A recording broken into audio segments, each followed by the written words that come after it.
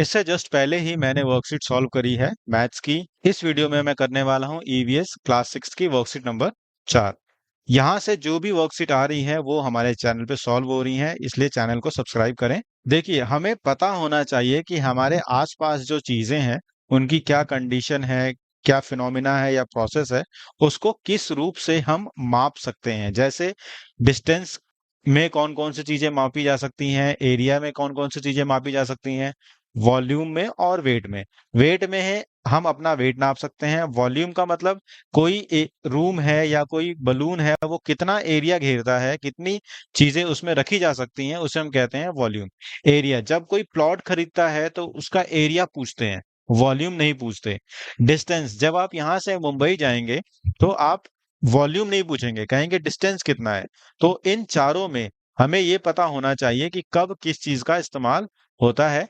आज इस वर्कशीट में हम लेंथ मेजरमेंट की बात कर रहे हैं। अब आपके सामने एक टेबल दी गई है जहां पर लिखा गया है ऑब्जेक्ट डिस्टेंस, यूनिट्स, किस यूनिट में इसे मेजर किया जाएगा, और लेंथ क्या है। मान लीजिए कि मैं आपको ये ऑप्शन करके दिखा रहा हूं, distance from your home to school. भाई, घर से स्कूल का जो डिस्टेंस है वो आप किलोमीटर में मापेंगे।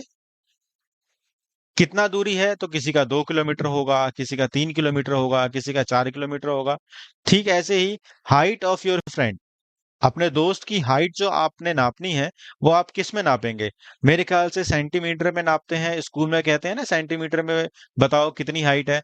मान लीजिए कि 120 सेंटीमीटर उसकी हाइट है, तो 120 सेंटीमीटर हम यहाँ लिखेंगे। 120 सेंटीमीटर मापा किस में, उससे हमें यहाँ लिखना है सेंटीमीटर, यानी सीएम यहाँ हम लिखेंगे। यानी मापना किस क्वांटिटी में है वो हम यहाँ लिखेंगे, और कितना है वो हम यहाँ लिखेंगे।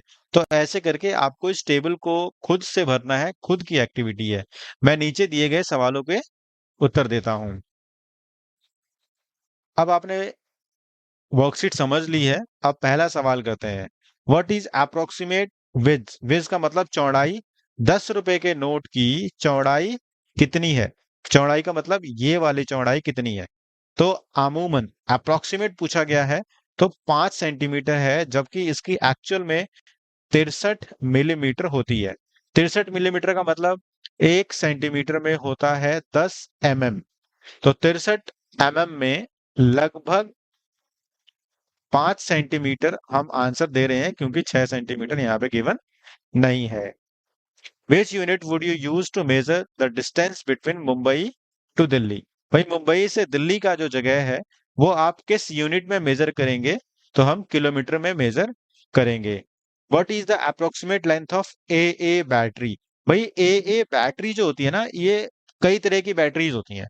हमने नाम दे दिया ए बैटरी। अब ए बैटरी ना वॉच में लगती है, वॉच। ये ए बैटरी होती है जिसकी थिकनेस ज्यादा होती है, मोटी होती है। और जो अब नए क्वालिटी के रिमोट आ रहे हैं या ईयरफोन आ रहे हैं, बहुत छोटे लंबी बैटरी लगती है। इसको हम ट्रिपल ए बैटरी कहते हैं।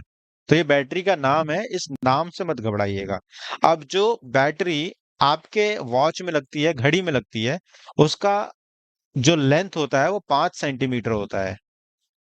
और ये अप्रोक्सीमेट पूछा गया है तो अप्रोक्सीमेट 5 सेंटीमीटर ही इसका आंसर सही हो जाएगा। तो पहले का आंसर है ए, दूसरे का आंसर है सी, तीसरे का आंसर है बी। उम्मीद है कि आपको पहले समझ में आया होगा और फिर आप आंसर्स आसानी से कर रहे होंगे। वीडियो को आखिरी तक देखने के लिए, अपने दोस्तों में शेयर करने के लिए आपका बहुत बहुत धन्यवाद।